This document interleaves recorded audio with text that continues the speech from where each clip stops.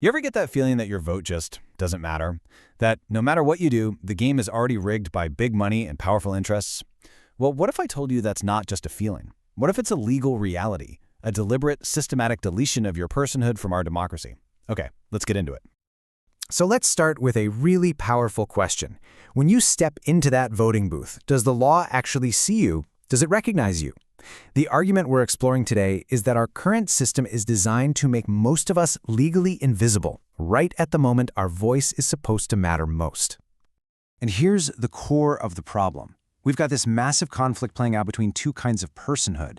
On one side, you have corporate personhood, which, thanks to decisions like Citizens United, basically means unlimited spending is a form of speech. And on the other side, you have us, individual people with the idea of one person, one vote. It's become a zero-sum game. The more voice corporations get, the less legal visibility is left for you and me. So here's our roadmap. We're going to look at the history of this idea of personhood. Then we'll break down exactly how your vote vanishes in the current system. After that, we'll get into the solution, a way to restore your voice. And finally, we'll talk about the path to making it happen. First things first, let's dig into this concept of personhood. Because it turns out, who the law considers a person has always been a tool for deciding who gets to have power. The key thing to get here is that legal personhood, the Romans called it persona, isn't a natural fact. It's a legal switch, a construct. Think about it. In ancient Rome, slaves were not considered legal persons. They had no rights. By controlling this definition, the law itself decided who had a voice and who was silenced. And you can see this pattern play out again and again throughout history. From serfs in the Middle Ages getting only limited rights to women in the US being denied the personhood needed to vote. The analysis we're looking at frames the 2010 Citizens United decision as just the latest chapter in this very, very long story of manipulating who counts. And this quote from the source material really just hits the nail on the head.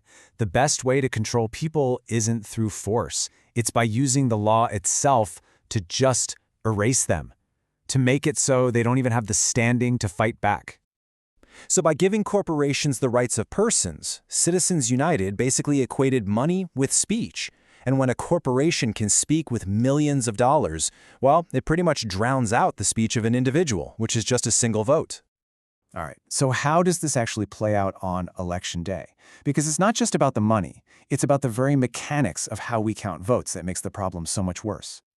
Okay, take a look at this. It's a super common scenario in our current winner-take-all system. You've got three candidates. The corporate-backed candidate A wins with just 35% of the vote. Why? Because the other two candidates split the majority, 65% of the voters. So the winner is someone that most people actually voted against. And here's the brutal part. For those 65% of voters, their vote is now legally meaningless. It had zero impact on the final outcome. Their preferences, their voices, their very personhood in this election, poof, they vanished. They've been deleted from the calculation. And this is where it becomes a constitutional issue. The source argues that when a system keeps the personhood of some voters intact, but deletes it for everyone else, it violates the 14th Amendment's promise of equal protection. You can't have an equally effective voice if most voices are being thrown in the trash. So if the system is designed to erase you, how do we fix it? The analysis points to a solution called ranked choice voting, and it's framed as a way to ensure your personhood, your voice, stays visible from the start of the election to the very end. The way it works is actually really simple. Instead of picking just one person, you rank them. First choice, second choice, third choice. If your first choice gets knocked out, your vote isn't wasted. It just instantly goes to your second choice. And this keeps happening until one candidate has a true majority, more than 50% of the vote. Now let's go back to that same election with ranked choice voting. Candidate C, who came in last, gets eliminated, but all their votes instantly transfer to their voters' second choices.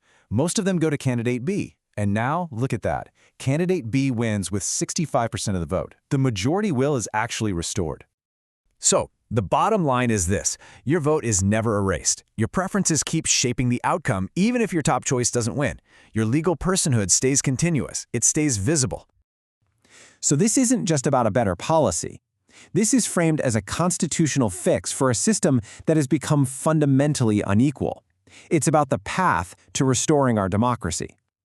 And you can see why it's a structural fix. Suddenly, the corporate strategy of funding a spoiler candidate to split the opposition, that's useless.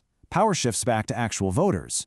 Winners have to build a real majority coalition, and that old promise of one person, one vote starts to mean something again. And look, this isn't just a theory. This is happening right now. States like Maine and Alaska and big cities like New York are already using this system. The momentum is real, and it's being built from the ground up in our communities. So it all comes down to this. The architecture of our democracy matters. It can either be designed to render us invisible, or it can be designed to make sure every voice is heard. And that leaves us with a pretty tough question. If our voting system is legally erasing you, isn't it our duty to fix it? To dive deeper into this whole idea, you can check it out at theexecutiongap.org.